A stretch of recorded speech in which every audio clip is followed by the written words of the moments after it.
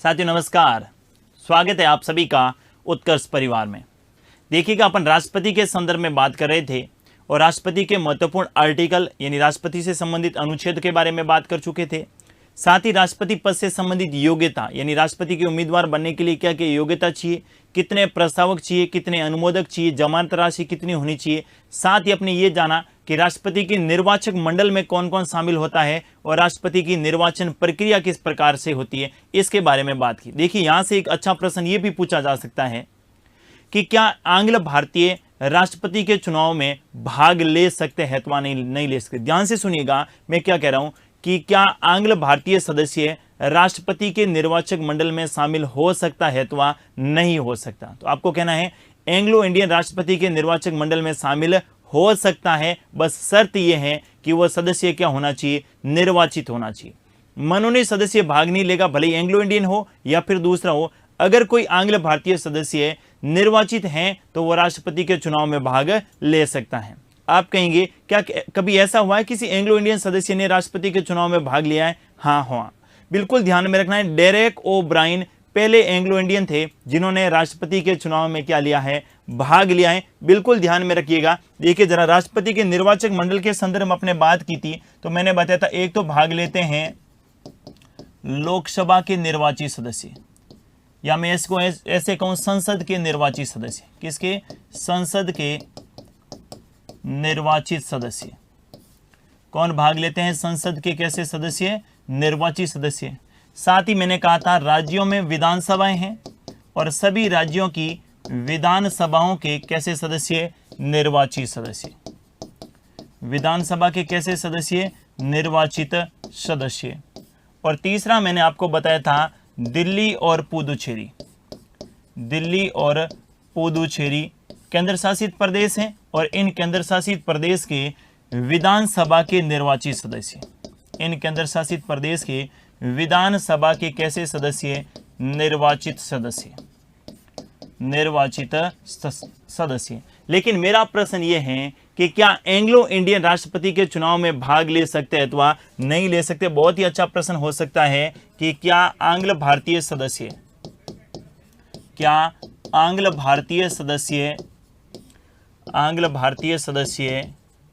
राष्ट्रपति के चुनाव में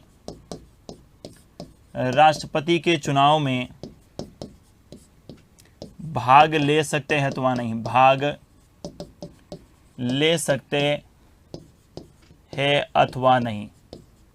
क्या एंग्लो इंडियन सदस्य राष्ट्रपति के चुनाव में भाग ले सकते हैं अथवा नहीं। आप कहेंगे हाँ बिल्कुल, जो एंग्लो इंडियन सदस्य जो हैं ये राष्ट्रपति के चुनाव में भाग ले सकते हैं, भाग ले सकते हैं। और एंग्लो इंडियन का नाम भी आपको ध्यान में रखना है, डेरेक ओ ब्रायन। क्या नाम ध्यान में रखेंगे? डेरेक ओ ब्रायन प्रथम एंग्लो इंडियन थे। कौन है? डेरेक ओ ब्रायन प्रथम एंग्लो इंडियन थे जिन्होंने राष्ट्रपति के चुनाव में क्या लिया था, भाग लिया। मतलब वो राष्ट्रपति के निर्वाचक मंडल में शामिल हुए। ये जो डेरेक ओ ब्रायन हैं ये राज्यसभा के सदस्य थे। ये जो डेरेक ओ ब्रायन है ना, ये राज्यसभा के निर्वाचित सदस्य थे। राज्यसभा के कैसे? निर्वाचित सदस्य। और कहां से थे तो वो भी आप ध्यान में रख सकते हैं। कहां से? वेस्ट बंगाल से, यानी पश्चिम बंगाल से। और पश्चिम बंगाल में वर्तमान में जो सत्ताधारी पार्टी है कौन सी? तृणमूल कांग्रेस। इसी तृणमूल कांग्रेस से राज्यसभा के निर्वाचित जो मेंबर थे वो कौन थे? डेरेक ओ ब्रायन। और डेरेक ओ ब्रायन प्रथम एंग्लो इंडियन थे जिन्होंने राष्ट्रपति के चुनाव में क्या लिया है, भाग लिया है। बिल्कुल आपको ध्यान में रखना है, एंग्लो इंडियन सदस्य राष्ट्रपति के चुनाव में भाग तो ले सकते हैं, बस शर्त यह है कि एंग्लो इंडियन सदस्य क्या होना चाहिए भाई? निर्वाचित होना चाहिए। मनोनीत एंग्लो इंडियन सदस्य राष्ट्रपति के चुनाव में भाग नहीं ले सकता। मनोनीत एंग्लो इंडियन ही क्या, दूसरा कोई भी सदस्य भाग नहीं ले सकता। तो बिल्कुल आपको ध्यान में रखना है, एंग्लो इंडियन सदस्य राष्ट्रपति के चुनाव में भाग ले सकते हैं। और प्रथम एंग्लो इंडियन कौन थे? डेरेक ओ ब्रायन, जिन्होंने राष्ट्रपति के चुनाव में क्या लिया था, भाग लिया था। अब आपके मन में एक प्रश्न आ रहा होगा कि सर अगर किसी राज्य की विधानसभा भंग है, अगर किसी राज्य की विधानसभा भंग है या फिर लोकसभा भंग है, क्या ऐसी स्थिति में राष्ट्रपति का चुनाव टाला जाएगा या राष्ट्रपति का चुनाव अपने तय समय पर होगा? तो आपको ध्यान में ये रखना है कि अगर किसी राज्य की विधानसभा भंग है, क्या ध्यान में रखेंगे? अगर किसी अगर किसी राज्य की विधानसभा भंग है, अगर किसी राज्य की विधानसभा क्या है, भंग है, या फिर मैं कहूं लोकसभा भंग है, लोकसभा क्या है, भंग है। और तीसरा आप ध्यान में रख सकते हैं कि अगर विधानसभा भी भंग है और क्या लोकसभा भी भंग है, विधानसभा और लोकसभा दोनों भंग हैं, ऐसी स्थिति में राष्ट्रपति का चुनाव होगा या टाला जाएगा। बहुत ही जबरदस्त प्रश्न हो सकता है कि भी मान लेते हैं किसी राज्य की विधानसभा भंग है, यानी अभी राष्ट्रपति के चुनाव डेट तय थी, दिनांक जो है चुनाव की तय कर रखी थी कि राष्ट्रपति जी के चुनाव जो हैं ये कब होंगे, कि 20 जुलाई को होंगे। कौन सी जुलाई को होंगे, 20 जुलाई को राष्ट्रपति के चुनाव होंगे। लेकिन 20 जुलाई से पहले जो है 4 राज्यों की विधानसभा एक साथ भंग हो गई। 4 की हो सकती हैं, 1 की हो सकती हैं, 5 की हो सकती हैं, 10 की हो सकती हैं, और साथ ही लोकसभा भी क्या हो गई, भंग हो गई। तो क्या राष्ट्रपति का चुनाव रोक दिया जाएगा? नहीं, राष्ट्रपति का चुनाव अपने तय समय पर होगा। भले ही आपको ध्यान में रखना है राज्य की विधानसभा भंग हो, राज्य की क्या भंग हो, विधानसभा भंग हो, और साथ ही भले ही लोकसभा भंग हो, राष्ट्रपति का चुनाव अपने तय समय पर ही होगा। फिर चुनाव में भाग कौन लेंगे, राज्यसभा है ना, राज्यसभा कैसा सदन है, स्थायी सदन है, तो राज्यसभा के सदस्यों के द्वारा राष्ट्रपति का चुनाव किया जा सकता है, ये आपको बिल्कुल ध्यान में रखना है। अगर लोकसभा भंग है तो भी राष्ट्रपति का चुनाव तय समय पर होगा, अगर विधानसभाएं भंग है तो भी तय समय पर होगा, और अगर सभी राज्यों की विधानसभा और लोकसभा भंग है तो भी राष्ट्रपति का चुनाव टाला नहीं जाएगा, क्योंकि राष्ट्रपति के चुनाव में राज्यसभा के सदस्य भाग ले सकते हैं, और राज्यसभा एक ऐसा सदन है, स्थायी सदन है, जो कभी भंग नहीं होता है। ये बहुत ही महत्वपूर्ण तथ्य आपसे पूछा जा सकता है। प्रश्न इस प्रकार का बनेगा, सुनिएगा जरा। क्वेश्चन पूछा जाएगा कि हाल ही में गुजरात राज्य की विधानसभा भंग हुई, या हाल ही में पश्चिम बंगाल या हाल ही में राजस्थान राज्य की विधानसभा भंग हुई, और राष्ट्रपति के चुनाव के संदर्भ में निर्वाचन आयोग ने अधिसूचना जारी कर दी है, तो क्या राष्ट्रपति का चुनाव होगा तय समय पर, या राष्ट्रपति के चुनाव को टाला जाएगा? आपको कहना है नहीं टाला जाएगा, भले ही सभी राज्यों की, मैं क्या कह रहा हूं, भले ही सभी राज्यों की विधानसभा एक साथ भंग हो जाए, और भले ही लोकसभा और विधानसभा सब भंग हो जाए, राष्ट्रपति का चुनाव किसी भी कीमत पर टाला नहीं जाएगा। बिल्कुल आपको नोट करते हुए क्या ध्यान में रखना है, अगर किसी राज्य की विधानसभा भंग हो जाए, अगर किसी राज्य की विधानसभा भंग हो जाए, अगर किसी राज्य की विधानसभा भंग हो जाए, या लोकसभा भंग हो जाए, लोकसभा भंग हो जाए, लोकसभा भंग हो जाए, राष्ट्रपति का चुनाव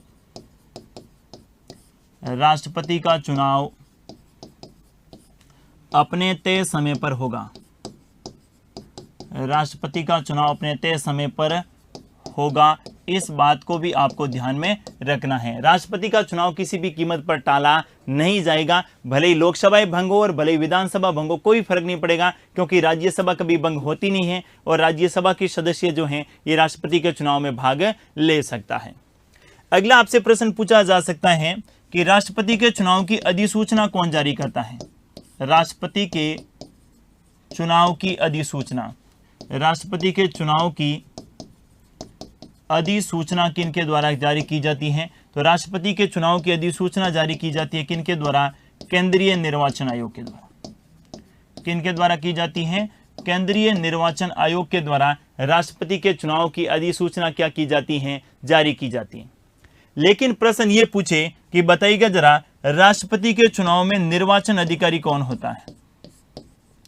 राष्ट्रपति के चुनाव में मुख्य चुनाव अधिकारी, मुख्य निर्वाचन अधिकारी कौन होता है? राष्ट्रपति के चुनाव में मुख्य निर्वाचन अधिकारी कौन होता है? तो यहां पर केंद्रीय निर्वाचन आयुक्त नहीं होगा, राष्ट्रपति और उपराष्ट्रपति के चुनाव में निर्वाचन अधिकारी, राष्ट्रपति और उपराष्ट्रपति के चुनाव में निर्वाचन अधिकारी कौन होता है? तो आपको ध्यान में रखना है, निर्वाचन अधिकारी होते हैं लोकसभा और राज्यसभा के महासचिव। लोकसभा और राज्यसभा के कौन? महासचिव जो हैं ये बारी बारी से राष्ट्रपति और उपराष्ट्रपति के चुनाव में क्या होते हैं, निर्वाचन अधिकारी। बहुत ही जबरदस्त वाला प्रश्न हो सकता है। अपने माइंड में पहले से है कि राष्ट्रपति के चुनाव की अधिसूचना निर्वाचन आयोग जारी करता है, तो फिर राष्ट्रपति के चुनाव में निर्वाचन अधिकारी भी कौन होगा, केंद्रीय निर्वाचन आयुक्त होगा। नहीं, राष्ट्रपति के चुनाव की अधिसूचना जारी तो कौन करता है, केंद्रीय निर्वाचन आयोग। लेकिन यहां पर जो है ये निर्वाचन अधिकारी के रूप में कौन होते हैं, लोकसभा और राज्यसभा के महासचिव जो हैं ये बारी बारी से राष्ट्रपति के चुनाव में क्या होते हैं, निर्वाचन अधिकारी।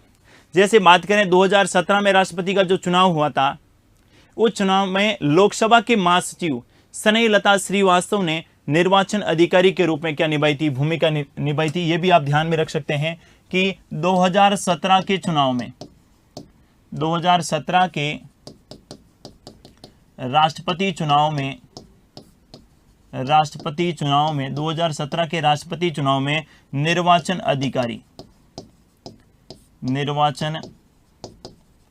अधिकारी और 2017 के चुनाव में निर्वाचन अधिकारी कौन थे, स्नेहलता श्रीवास्तव। कौन थे, स्नेहलता श्रीवास्तव। और स्नेहलता श्रीवास्तव कौन थे, लोकसभा के महासचिव। कौन थे, लोकसभा के महासचिव।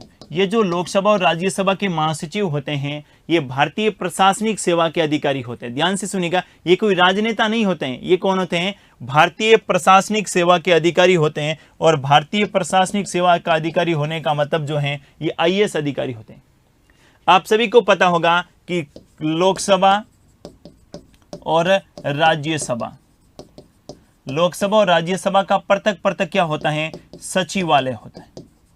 लोकसभा और राज्यसभा का पृथक क्या होता है, सचिवालय होता है। लोकसभा का अलग सचिवालय रहेगा और राज्यसभा का अलग सचिवालय रहेगा। और इस सचिवालय का हेड कौन होता है, लोकसभा के सचिवालय का हेड होगा कौन, लोकसभा का महासचिव।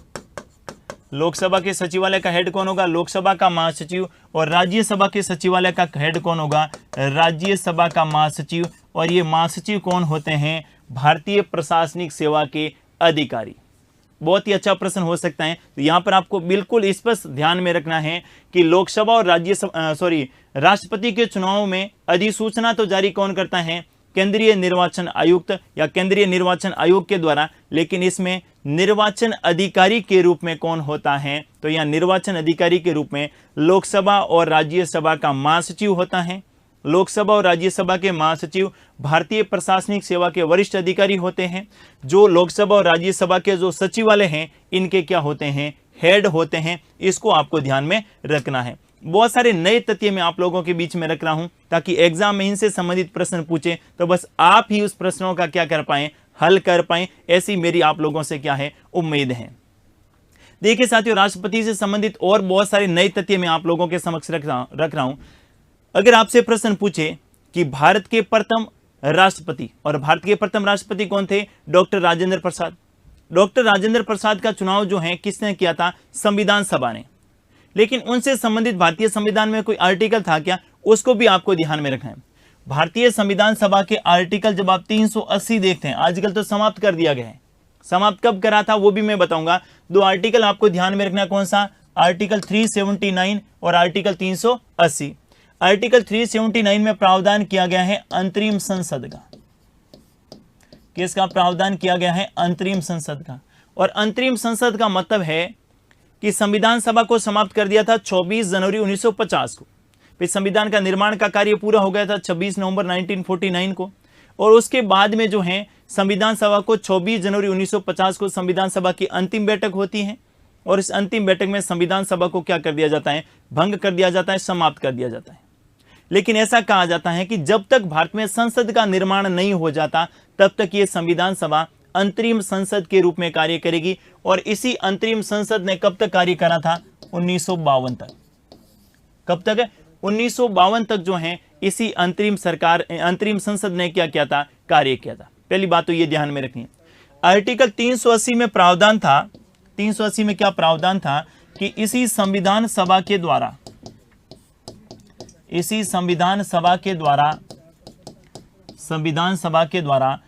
भारत के राष्ट्रपति का निर्वाचन किया जाएगा। संविधान सभा के द्वारा भारत के राष्ट्रपति का निर्वाचन किया जाएगा, निर्वाचन किया जाएगा। इस बात को आपको ध्यान में रखना है। तो जो पहली बार राजेंद्र प्रसाद जब भारत के राष्ट्रपति बने थे, राजेंद्र प्रसाद जी जब भारत के राष्ट्रपति बने थे कौन? डॉक्टर राजेंद्र प्रसाद।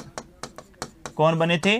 डॉक्टर राजेंद्र प्रसाद जी जब भारत के प्रथम राष्ट्रपति बने थे, वो कौन से आर्टिकल के तहत बने थे? आर्टिकल 380। क्योंकि वैसे भारत में राष्ट्रपति का प्रावधान तो कौन से आर्टिकल में है? अनुच्छेद 52 में। और अनुच्छेद 52 कब लागू हुआ? 26 जनवरी को।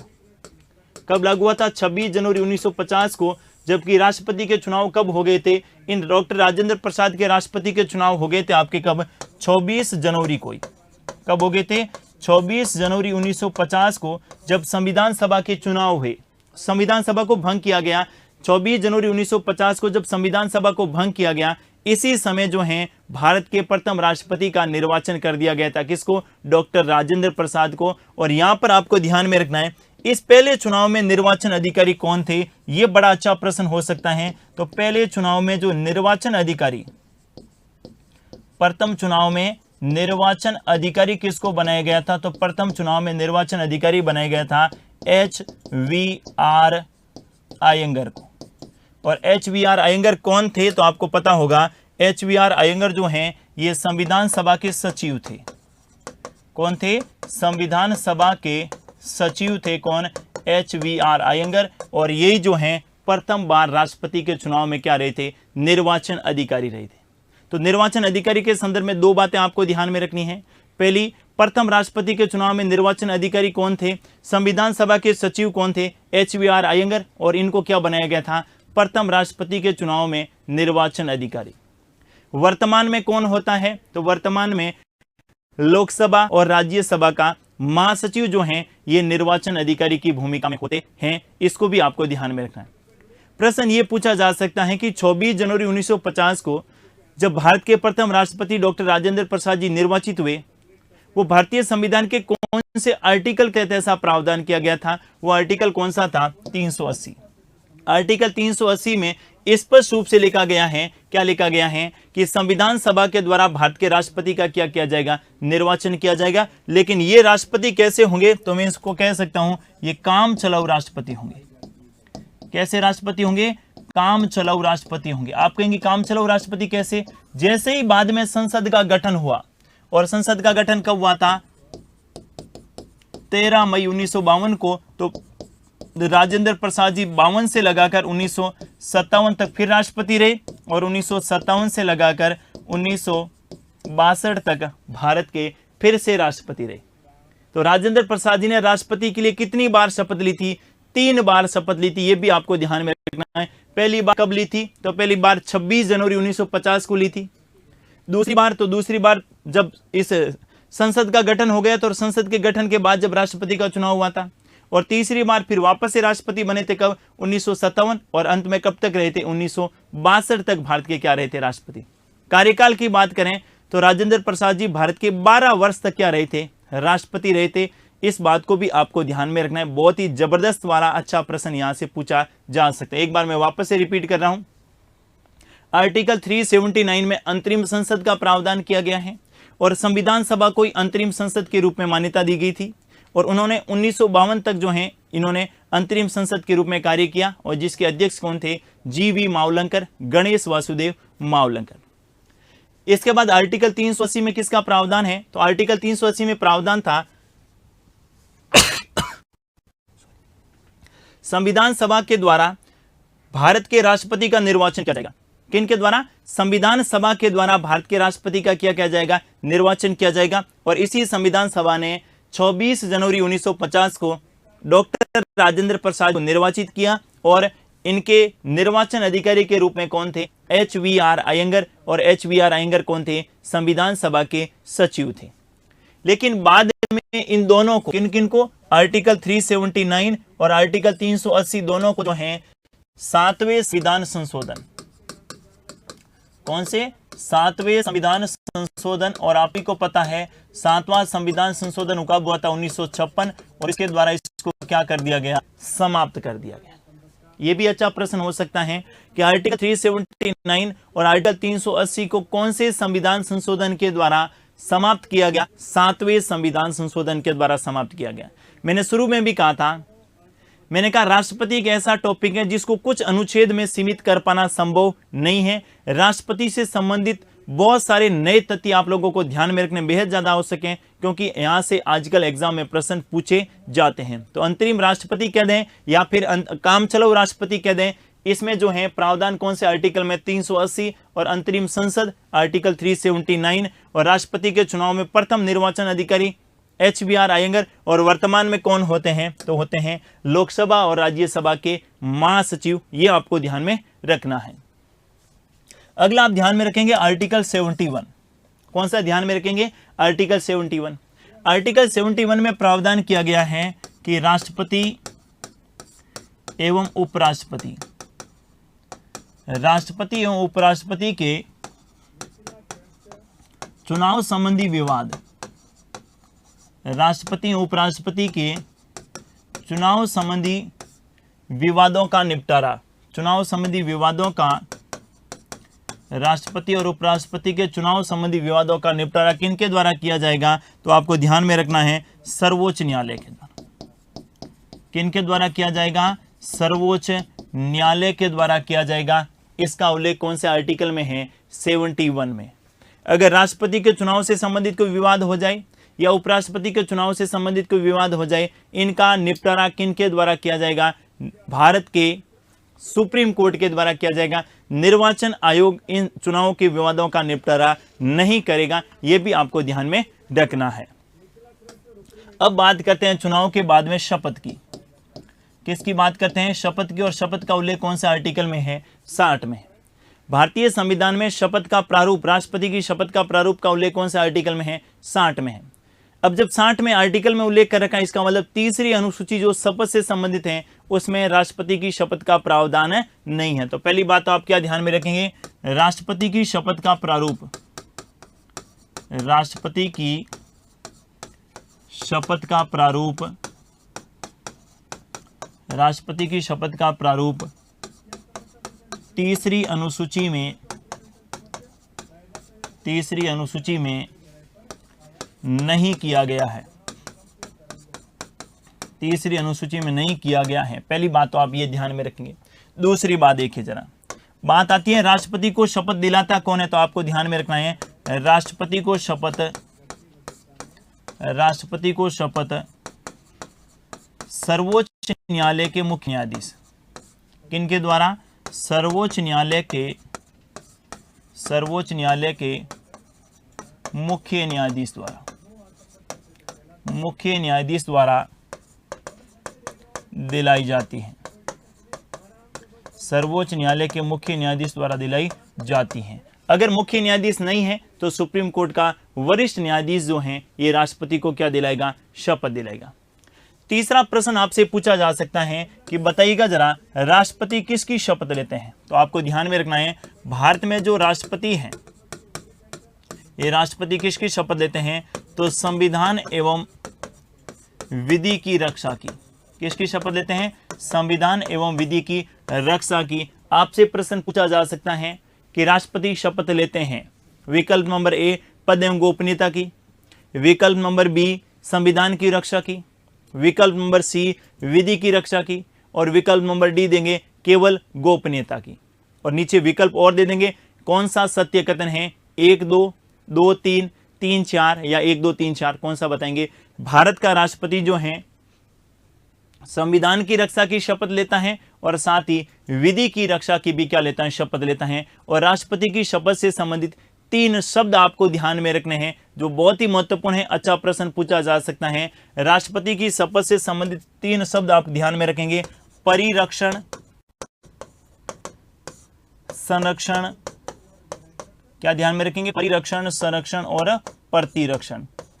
परिरक्षण, संरक्षण और प्रतिरक्षण ये किनकी शपथ से संबंधित आप ध्यान में रखेंगे? राष्ट्रपति की। और इनका भी आपको क्या ध्यान में रखना है? क्रम ध्यान में रखना है कि राष्ट्रपति की शपथ से संबंधित शब्दों का सही क्रम होगा। क्या ध्यान में रखेंगे? परिरक्षण, संरक्षण और प्रतिरक्षण। क्या ध्यान में रखेंगे? पहला शब्द कौन सा आएगा? परिरक्षण, दूसरा संरक्षण और तीसरा किसका?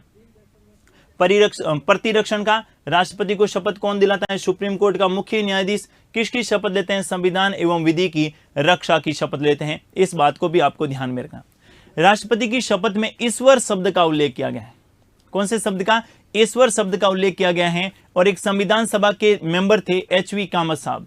एच.वी. कामत साहब ने प्रियम्बल में ईश्वर शब्द जोड़ने की बात कही थी कि भारतीय संविधान की प्रस्तावना में ईश्वर शब्द जोड़ा जाए, लेकिन वहां प्रस्तावना में नहीं जोड़ा गया। राष्ट्रपति की शपथ में एच.वी. कामत साहब के कहने पर जो है ईश्वर शब्द उल्लेख किया गया। यह भी आपको ध्यान में रखना है। क्या ध्यान में रखेंगे?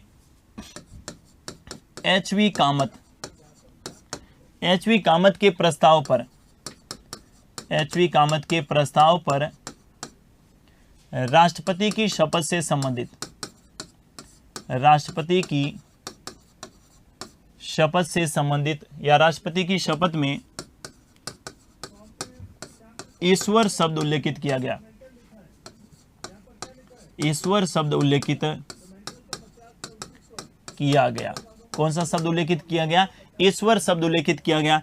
किन्होंने यह प्रस्ताव रखा था संविधान सभा में? तो व्यक्ति का नाम आप ध्यान में रखेंगे। एच.वी. कामत साहब ने प्रस्ताव रखा था प्रियम्बल में ईश्वर शब्द जोड़ने के लिए, लेकिन प्रियम्बल अर्थात प्रस्तावना में नहीं जोड़ा गया। लेकिन राष्ट्रपति की शपथ में कौन सा शब्द जोड़ा गया? ईश्वर शब्द।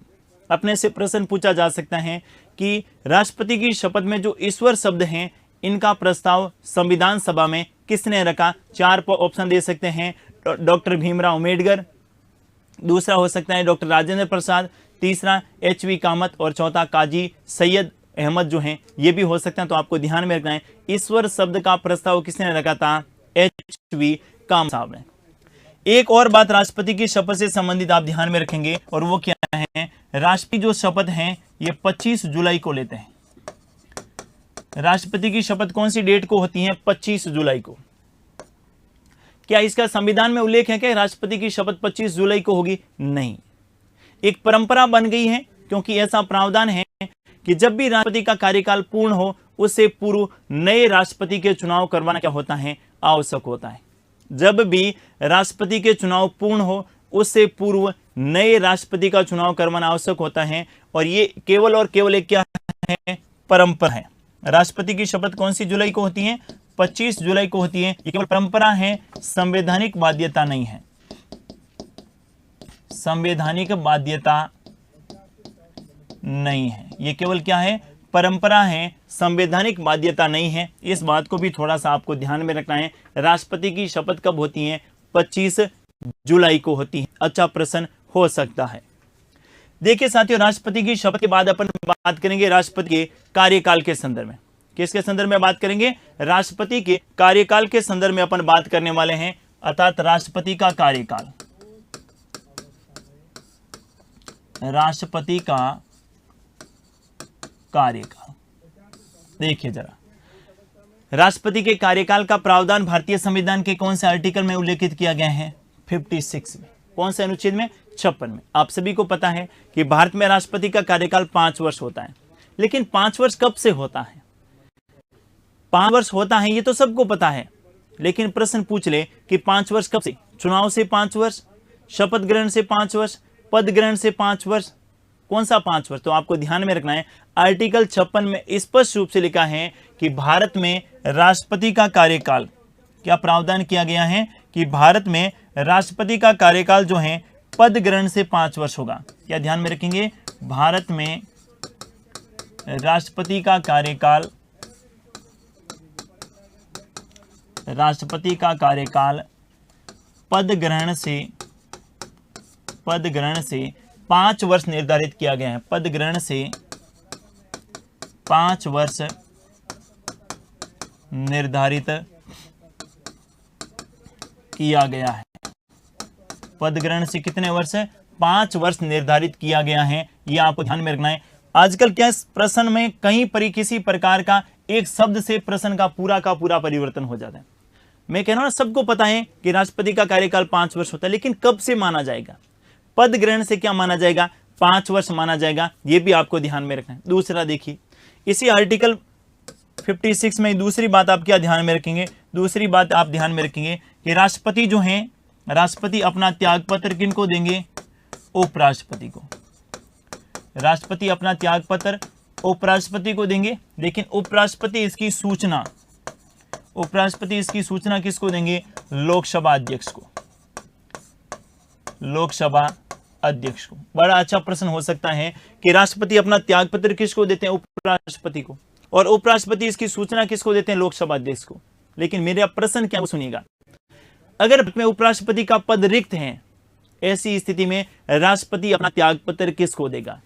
भारत में उपराष्ट्रपति का पद रिक्त है। संविधान में क्या लिखा गया है कि राष्ट्रपति अपना त्याग पत्र उपराष्ट्रपति को देगा, लेकिन उपराष्ट्रपति तो है ही नहीं। ऐसी स्थिति में क्या किया जाएगा? और दूसरा प्रश्न सुनिएगा, दूसरा क्वेश्चन है कि लोकसभा अध्यक्ष को सूचना क्यों दी जाती है?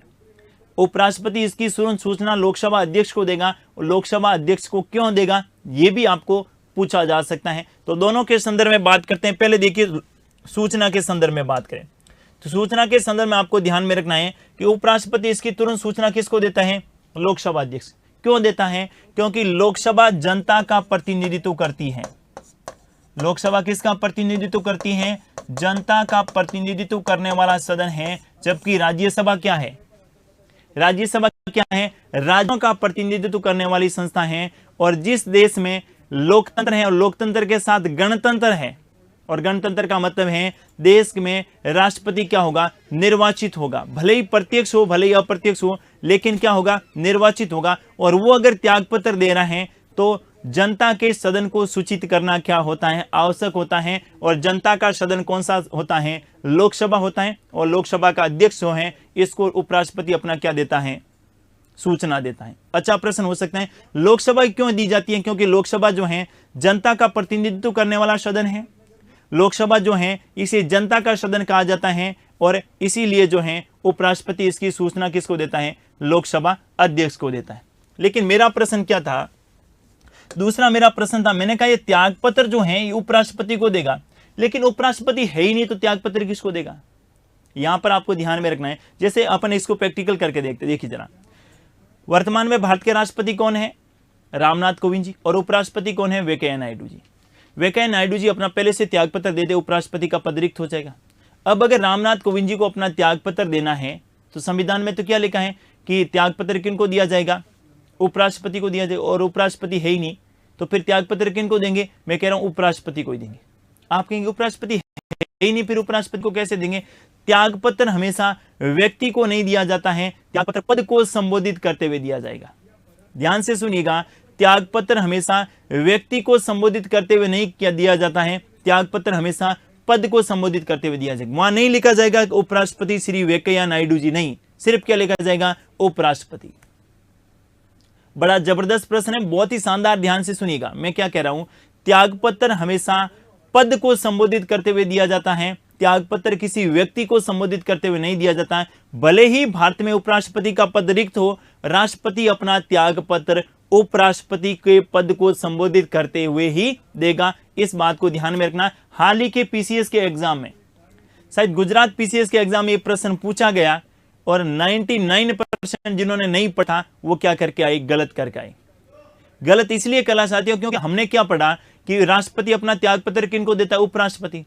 लेकिन उपराष्ट्रपति नहीं है, तो चार विकल्प थे। राज्यसभा के उपसभापति को देगा, लोकसभा के अध्यक्ष को देगा, सुप्रीम कोर्ट के मुख्य न्यायाधीश को देगा, और एक कोई और विकल्प था निम्नलिखित में से, चौथा विकल्प उपराष्ट्रपति स्वयं को देगा। और जो उपराष्ट्रपति ने सबसे लास्ट में डाला, उपराष्ट्रपति को सबने छोड़ दिया कि उपराष्ट्रपति का पद ही रिक्त है, तो उपराष्ट्रपति को तो देगा ही कैसे? और या तो किसी ने करा है राज्यसभा के उपसभापति को, किसी ने करा है लोकसभा के अध्यक्ष को, कि जब है ही नहीं तो सूचना देने की आवश्यकता नहीं है, सीधा ही त्यागपत्र किनको दे दो? लोकसभा के अध्यक्ष को। किसी ने करा किसी ने क्या करा था कि सुप्रीम कोर्ट के मुख्य न्यायाधीश को। और जिन्होंने पढ़ रखा था कि त्यागपत्र हमेशा पद को संबोधित करते हुए दिया जाता है, त्यागपत्र कभी व्यक्ति को संबोधित करते हुए नहीं दिया जाता है, यह बात आपको ध्यान में रखना है। सभी के त्यागपत्र की बात कर रहा हूं मैं केवल यहां राष्ट्रपति के त्यागपत्र की बात नहीं कर रहा हूं।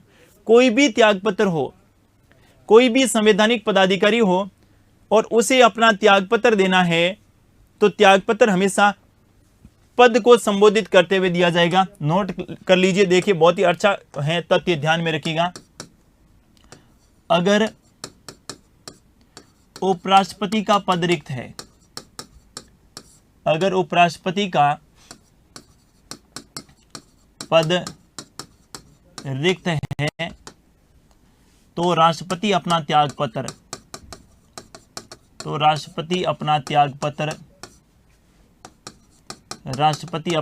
पत्र किनको देगा? उपराष्ट्रपति को ही देगा। राष्ट्रपति अपना त्याग पत्र किनको देगा? उपराष्ट्रपति को ही देगा। राष्ट्रपति अपना त्याग पत्र किनको देगा? उपराष्ट्रपति को देगा। क्यों? कारण पता होना चाहिए। क्योंकि त्याग पत्र हमेशा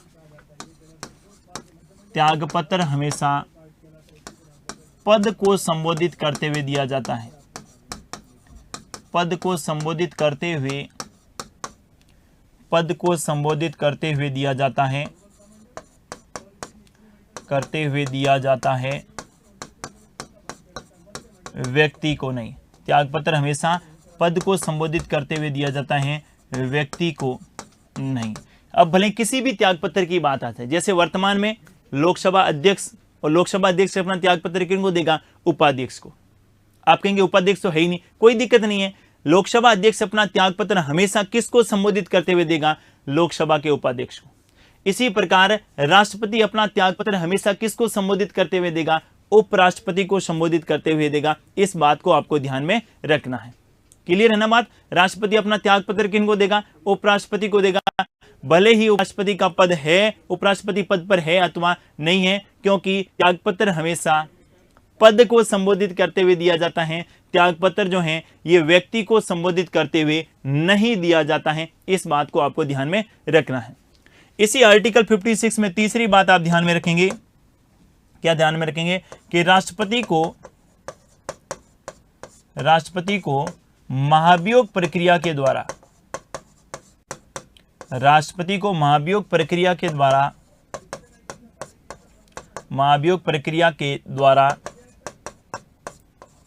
पद से हटाया जा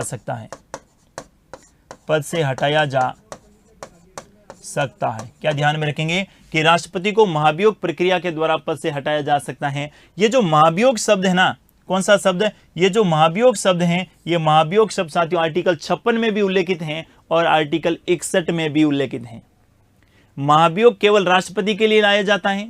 महाभियोग राष्ट्रपति के अलावा किसी भी संवैधानिक पदाधिकारी के लिए महाभियोग जैसे शब्दों का उल्लेख नहीं किया गया है। लेकिन महाभियोग शब्दों का उल्लेख भारतीय संविधान के कितने अनुच्छेदों में है? तो 2 अनुच्छेद आप ध्यान में रखेंगे, आर्टिकल 56 और आर्टिकल कौन सा? 61। आर्टिकल 56 में लिखा गया है कि राष्ट्रपति को महाभियोग की प्रक्रिया के द्वारा पद से हटाया जा सकता है। और आर्टिकल 61 में क्या लिखा गया है? आर्टिकल 61 में उस महाभियोग की प्रक्रिया का क्या किया गया है? उल्लेख किया गया है। तो 2 आर्टिकल ध्यान में रखेंगे, आर्टिकल 56 और आर्टिकल कौन सा? 51। किनके संदर्भ में? महाभियोग के संदर्भ में। अगला देखिए जरा, अगर भारत में राष्ट्रपति का पद रिक्त हो जाए, राष्ट्रपति का पद क्या हो जाए भी? रिक्त हो जाए। राष्ट्रपति का पद क्या हो जाए? रिक्त हो जाए। तो आपको क्या ध्यान में रखना है? अगर भारत में राष्ट्रपति का पद रिक्त हो जाए तो कितने माह में? 6 माह में। राष्ट्रपति का पद रिक्त हो जाए तो 6 माह में चुनाव करवाना अनिवार्य होता है। चुनाव करवाना क्या होता है? अनिवार्य होता है। 6 माह में चुनाव करवाना अनिवार्य होता है। और ये जो चुनाव होंगे, ये जो नए चुनाव होंगे, ये शेष समय के लिए नहीं होकर पूरे 5 वर्ष हेतु होंगे। पूरे 5 वर्ष हेतु होंगे। ये जो चुनाव हैं ये शेष समय के लिए नहीं होकर पूरे 5 वर्ष के लिए होंगे। इसको भी आपको ध्यान में रखना है। यानी मान लेते हैं आज राष्ट्रपति का पद रिक्त हो जाए, आज जो है राष्ट्रपति का पद हो जाए, रिक्त हो जाए। और हम सबको पता है राष्ट्रपति का पद 2-3 कंडीशन पर रिक्त होता है। एक तो जब राष्ट्रपति को महाभियोग की प्रक्रिया के द्वारा हटा दिया जाता है, या राष्ट्रपति अपना त्यागपत्र दे देते हैं, या राष्ट्रपति का कार्यकाल पूर्ण हो जाता है। ऐसी स्थिति में जब नए चुनाव होंगे तो वो चुनाव जो हैं ये पूरे 5 वर्ष के लिए होंगे। कितने वर्ष के लिए होंगे? 5 वर्ष। इसका क्या मतलब हुआ? जैसे आपने देखा होगा ना पंचायती राज के चुनाव, पंचायती राज के चुनाव हमेशा शेष समय के लिए, जैसे 2 वर्ष किसी ने कार्य किया और उसके बाद उन्होंने त्यागपत्र दे दिया या मृत्यु हो गई, तो नए चुनाव जो भी होंगे वो शेष अवधि के लिए होंगे। जबकि राष्ट्रपति का चुनाव जो है आज अगर जो है राष्ट्रपति कौन है, रामनाथ कोविंद जी, और उन्होंने त्याग पत्र दे दिया तो नए चुनाव होंगे। तो ऐसा नहीं है कि पीछे 1 वर्ष का समय बचा है तब तक चुनाव होंगे और 1 वर्ष के बाद वापस से 5 साल के लिए नहीं। नए चुनाव राष्ट्रपति में हमेशा जो भी होंगे वो पूरे 5 वर्ष के लिए होंगे। पहली बात तो आपको ये ध्यान में रखना है। जबकि संयुक्त राज्य अमेरिका में क्या प्रावधान है, अमेरिका में प्रावधान है कि अमेरिका में जरा राष्ट्रपति का पद रिक्त हो जाता है तो वहां पर जो उपराष्ट्रपति होता है ना, वो उपराष्ट्रपति पूरे से समय के लिए राष्ट्रपति के रूप में कार्य करता है। अमेरिका में राष्ट्रपति का कार्यकाल कितना है, 4 वर्ष। अमेरिका में राष्ट्रपति का कार्यकाल कितना है, 4 वर्ष। और अमेरिका में ये जो राष्ट्रपति हैं अगर 2 वर्ष के बाद इनकी क्या हो जाए, मृत्यु हो जाए या त्यागपत्र दे दे, तो जो भी उपराष्ट्रपति होगा ये उपराष्ट्रपति पीछे बचे हुए 2 साल के लिए राष्ट्रपति के रूप में कार्य करेगा। और अपने यहां तो जब तक चुनाव नहीं हो जाते तब तक उपराष्ट्रपति जो हैं ये कार्यवाहक राष्ट्रपति के रूप में कार्य करता है। ये भी आपको ध्यान में रखना है। क्या ध्यान में रखेंगे, भारत में अगर राष्ट्रपति का पद रिक्त हो जाए, अगर राष्ट्रपति का पद रिक्त हो जाए, अगर राष्ट्रपति का पद रिक्त हो जाए तो उपराष्ट्रपति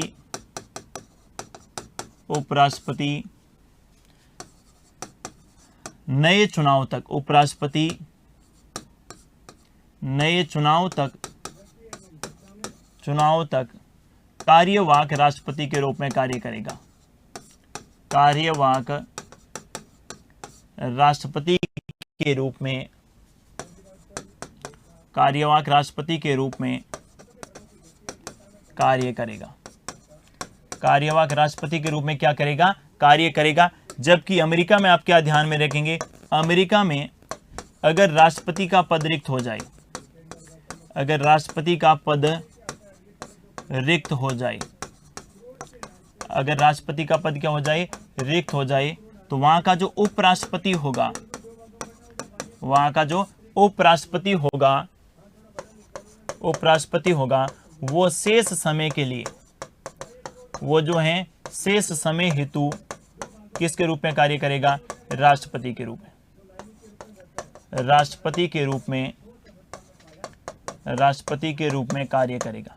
शेष समय के लिए राष्ट्रपति के रूप में कार्य करेगा। जबकि भारत में जब तक नए चुनाव नहीं हो जाते, और नए चुनाव की अवधि कितनी तय कर रखी है, 6 माह कर रखी है, और जैसे ही 6 माह में नए चुनाव हो जाएंगे तो राष्ट्रपति, उपराष्ट्रपति जो जिस कार्यवाहक राष्ट्रपति के रूप में कार्य कर रहे हैं उसको क्या देना होगा भाई, त्याग पत्र देना होगा। इस बात को भी आपको ध्यान में रखना है। कितनी जबरदस्त, आप तुलनात्मक रूप से पढ़ेंगे तो बहुत सारे कंसेप्ट क्लियर होंगे। अगर आपको याद नहीं रहे तो किसी एक दूसरे देश की कुछ ऐसी बातें भी आप ध्यान में रखें, ताकि भारत और अमेरिका, जैसे राष्ट्रपति के संदर्भ में अपन कह सकते हैं कि अमेरिका का राष्ट्रपति और भारत के राष्ट्रपति में समानताएं बिल्कुल ही नहीं है। क्योंकि डॉक्टर अंबेडकर साहब ने संविधान सभा में कहा था कि अमेरिका के राष्ट्रपति की तुलना भारत में किसी संवैधानिक पदाधिकारी से करनी है तो भारत का प्रधानमंत्री होगा, न कि राष्ट्रपति होगा। राष्ट्रपति तो क्या है, नाम मात्र का प्रधान है। ठीक है, ये भी आप ध्यान में रख सकते हैं। तो भारत में नए चुनाव कितने समय के लिए होंगे, शेष समय के लिए नहीं होकर पूरे 5 वर्ष के लिए होंगे। और ये जो है कार्यवाहक उपराष्ट्रपति जो है कार्यवाहक राष्ट्रपति के रूप में क्या करेगा, कार्य करेगा।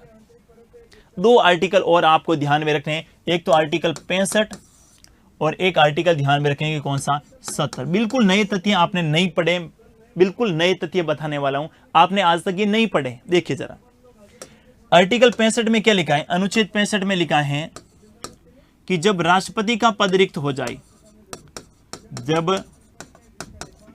राष्ट्रपति का पद रिक्त हो जाए, राष्ट्रपति का पद रिक्त हो जाए तो उपराष्ट्रपति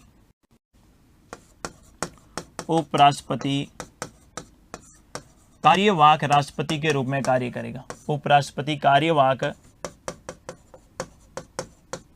राष्ट्रपति के रूप में कार्य करेगा। किसके रूप में कार्य करेगा, कार्यवाहक राष्ट्रपति के रूप में कार्य करेगा। यह बात कौन से आर्टिकल में लिखी गई है, 65 में लिखी गई है।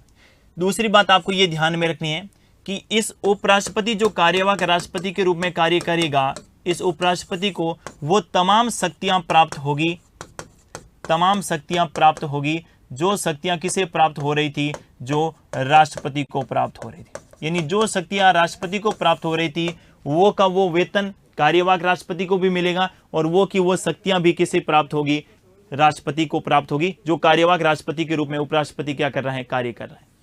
बिल्कुल क्लियर रहेगा। आर्टिकल 65 में क्या लिखा है, पहली बार पढ़ रहे हैं, कुछ कंफ्यूजन हो सकता है, मैं क्लियर करता हूं। जब राष्ट्रपति का पद रिक्त हो जाए तो उपराष्ट्रपति कार्यवाहक राष्ट्रपति के रूप में कार्य करेगा। कौन सा अनुच्छेद में लिखा है, 65 में। दूसरी बात लिखा, मैंने कहा उपराष्ट्रपति जब कार्यवाहक राष्ट्रपति के रूप में कार्य करेगा तो उसे वो तमाम शक्तियां प्राप्त होगी जो किसको प्राप्त होती थी, राष्ट्रपति को प्राप्त होती थी। ये ध्यान में रखना। अब भारत में ऐसा हुआ, कब की बात कर रहा हूं मैं, 1969। घटना को सुनिएगा फिर जो है बात ध्यान में आएगी। 1969 में ऐसा हुआ भारत में कि भारत के राष्ट्रपति थे जाकिर हुसैन। जाकिर हुसैन साहब भारत के क्या थे, राष्ट्रपति थे। और जाकिर हुसैन साहब की पद पर रहते क्या हो गया, निधन। पद पर रहते निधन, ठीक है। और इस समय भारत के उपराष्ट्रपति कौन थे, तो 1969 में भारत के जो हैं ये उपराष्ट्रपति थे। तो 1969 में भारत के उपराष्ट्रपति थे आपके कौन, वीवी गिरी। उपराष्ट्रपति कौन थे, वीवी गिरी। मैं कब की बात कर रहा हूं, 1969। घटना को समझिएगा, बिल्कुल कंसेप्ट क्लियर हो जाएगा। राष्ट्रपति जाकिर हुसैन साहब थे, इनके पद पर रहते क्या हो गया, देहांत हो गया। उपराष्ट्रपति कौन थे, वीवी गिरी। और आप सभी को पता है वीवी गिरी ने चुनाव लड़ा, और जब वीवी गिरी ने चुनाव लड़ा तो गिरी साहब ने उपराष्ट्रपति पद से क्या दे दिया, त्याग पत्र दे दिया। वीवी गिरी ने उपराष्ट्रपति पद से क्या दे दिया, त्याग पत्र दे दिया। अब भाई साहब ना तो राष्ट्रपति पद पे हैं और ना ही उपराष्ट्रपति है। संविधान में तो क्या लिखा था कि जब राष्ट्रपति नहीं हो तो जो है कार्यवाहक राष्ट्रपति के कार्य करेगा कौन, उपराष्ट्रपति। लेकिन ऐसी स्थिति उत्पन्न हो गई कि भारत में न तो राष्ट्रपति है और न ही उपराष्ट्रपति हैं। अब कार्यवाहक राष्ट्रपति के रूप में किसको बनाया जाए। जब भारतीय संविधान को देखा गया तो आर्टिकल 70 में उल्लेख था।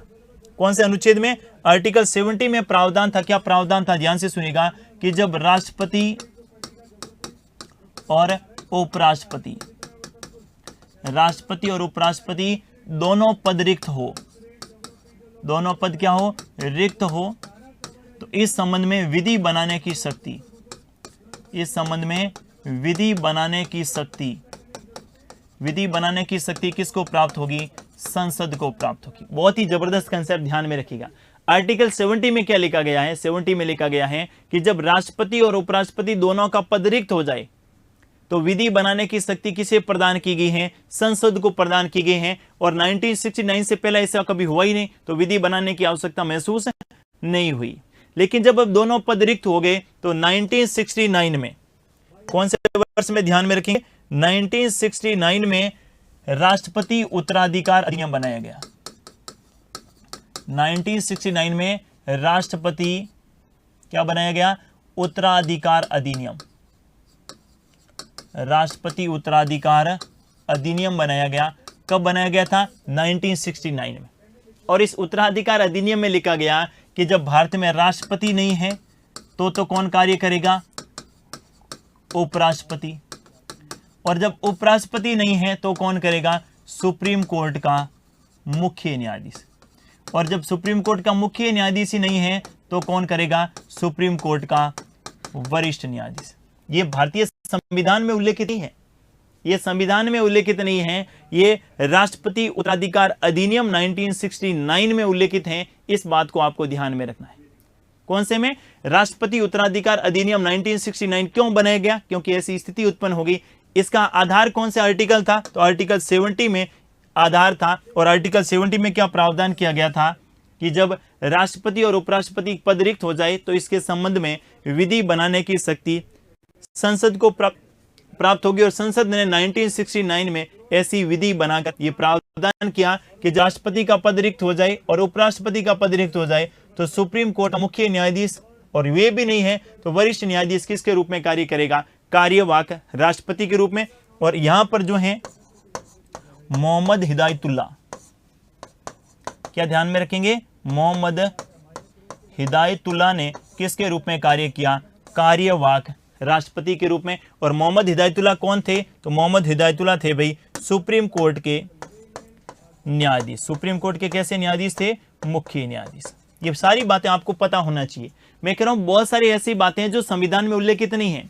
जैसे अपन पार्लियामेंट के बारे में पढ़ेंगे, संसद के बारे में, तो बहुत सारे ऐसे प्रावधान हैं जो संसद के से संबंधित हैं, लोकसभा और राज्यसभा से संबंधित हैं। उनका उल्लेख भारत के किसी आर्टिकल में नहीं है, भारतीय संविधान में नहीं है, उनका उल्लेख जन प्रतिनिधित्व अधिनियम में किया गया है। इसी प्रकार से ये जो है ना कि राष्ट्रपति और उपराष्ट्रपति का पद रिक्त हो जाए तो कार्यवाहक राष्ट्रपति के रूप में कार्य कौन करेगा? सुप्रीम कोर्ट का मुख्य न्यायाधीश। ये राष्ट्रपति उत्तराधिकार अधिनियम 1969 में उल्लेखित किया गया है। इस बात को भी आपको ध्यान में रखना है। राष्ट्रपति के महाभियोग के बारे में बात करेंगे अपन कल, यानी अगली क्लास में। आज के लिए बस इतना ही। एक बार मैं वापस से रिपीट कर देता हूं जहां से अच्छा प्रश्न पूछा जा सकता है। आज कुछ नए तथ्य आप लोगों के समक्ष रखें तो बहुत कंफ्यूजन हो सकते हैं आपको। बिल्कुल आपको नोट डाउन करनी है सारी बातें। एक बार मैं वापस से रिपीट कर देता हूं ताकि आपकी प्रॉब्लम क्या हो, कम हो सके। देखिए जरा, सबसे पहले मैंने आपको क्या बताया था? मैंने कहा राष्ट्रपति के निर्वाचन के संदर्भ में विधानसभाओं के निर्वाचित सदस्य भाग लेते हैं, साथ ही केंद्र शासित प्रदेशों में दिल्ली, पुदुचेरी के सदस्य भाग लेते हैं। ठीक है, मैंने क्या एंग्लो इंडियन, क्या आंग्ल भारतीय राष्ट्रपति के निर्वाचक मंडल में शामिल होता है अथवा नहीं होता है? आपको ध्यान में रखना है। एंग्लो इंडियन राष्ट्रपति के चुनाव में भाग ले सकता है। और प्रथम एंग्लो इंडियन कौन थे? डेरेक ओब्रायन, जो राज्यसभा के सदस्य थे वेस्ट बंगाल से और तृणमूल कांग्रेस से सदस्य थे। ध्यान में रखना, निर्वाचित है तो भाग लेगा, मनोनीत है तो भाग नहीं लेगा। इसके बाद दूसरा देखिए जरा, दूसरा मैंने बताया कि अगर राज्य की विधानसभा भंग हो जाए और लोकसभा भंग हो जाए तो राष्ट्रपति का चुनाव अपने तय समय पर होगा। मतलब राष्ट्रपति के चुनाव को टाला नहीं जा सकता। इस बात को आपको ध्यान में रखना है। भले ही विधानसभा भंग हो जाए, भले ही लोकसभा भंग हो जाए और भले ही सभी राज्यों की विधानसभा और लोकसभा भंग हो जाए, राष्ट्रपति का चुनाव अपने तय समय पर होगा। अगली बात ध्यान से सुनिएगा। अगली बात क्या ध्यान में रखेंगे? नेक्स्ट बात मैंने कहा राष्ट्रपति के चुनाव जो है इसकी अधिसूचना तो केंद्रीय निर्वाचन आयोग जारी करता है, लेकिन राष्ट्रपति के चुनाव में निर्वाचन अधिकारी के रूप में कौन होता है? लोकसभा और राज्यसभा का महासचिव होता है। कौन होता है? लोकसभा और राज्यसभा के महासचिव होते हैं। और लोकसभा और राज्यसभा के महासचिव इस लोकसभा और राज्यसभा के सचिवालय के क्या होते हैं? हेड होते हैं। अगला देखिए जरा, आर्टिकल 379 अंतरिम संसद के रूप में ध्यान में रखना है। और आर्टिकल 380 बिल्कुल महत्वपूर्ण है कि 1950 में जब राष्ट्रपति का चुनाव हुआ था, उनका आधार भारतीय संविधान का कौन सा आर्टिकल था? ये 52, 53, 54 नहीं थे। कौन सा था? आर्टिकल 380। और आर्टिकल 380 को कब समाप्त कर दिया गया? 7वें संविधान संशोधन 1956 के द्वारा। फिर आपसे प्रश्न पूछे कि राष्ट्रपति और उपराष्ट्रपति के चुनाव से संबंधित विवादों का निपटारा कौन करेगा? सर्वोच्च न्यायालय। कौन से अनुच्छेद में है? 71। फिर राष्ट्रपति की शपथ, राष्ट्रपति की शपथ का प्रारूप तीसरी अनुसूची में नहीं है। राष्ट्रपति को शपथ दिलाता है सुप्रीम कोर्ट का मुख्य न्यायाधीश। राष्ट्रपति संविधान की रक्षा एवं विधि की रक्षा की शपथ लेते हैं। 3 शब्द ध्यान में रखने हैं, परिरक्षण, संरक्षण और प्रतिरक्षण। इसके बाद एस वी कामत साहब के कहने पर राष्ट्रपति की शपथ में ईश्वर शब्द उल्लेखित किया गया। राष्ट्रपति की शपथ 25 जुलाई को होती है, जो एक परंपरा है, संवैधानिक बाध्यता नहीं है। मतलब इस संविधान में कहीं पर भी कोई उल्लेख नहीं किया गया है। राष्ट्रपति का कार्यकाल 5 वर्ष होता है, जिसका उल्लेख आर्टिकल 56 में है। लेकिन 5 वर्ष कब से होगा? पद ग्रहण से 5 वर्ष होगा। ये छोटे छोटे लग रहे होंगे आपको, लेकिन इनका जब एग्जाम में प्रश्न पूछे जाते हैं तो यहाँ पर अपन कंफ्यूज हो जाते हैं। तो इसलिए बिल्कुल एक एक आर्टिकल के साथ ध्यान में रखना है। आर्टिकल 56 में राष्ट्रपति का कार्यकाल के बारे में, और राष्ट्रपति का कार्यकाल पद ग्रहण से कितने वर्ष होंगे? 5 वर्ष। राष्ट्रपति अपना त्याग पत्र उपराष्ट्रपति को देगा और उपराष्ट्रपति इसकी तुरंत सूचना लोकसभा अध्यक्ष को, क्योंकि लोकसभा क्या है? जनता का प्रतिनिधित्व करने वाला सदन है। अगर उपराष्ट्रपति का पद रिक्त है, कोई दिक्कत नहीं है। त्याग पत्र हमेशा पद को संबोधित करते हुए दिया जाता है, व्यक्ति को संबोधित करते हुए नहीं दिया जाता है। और महाभियोग शब्दों का उल्लेख 2 आर्टिकल ध्यान में रखना, एक तो 56 और दूसरा कौन सा? 61।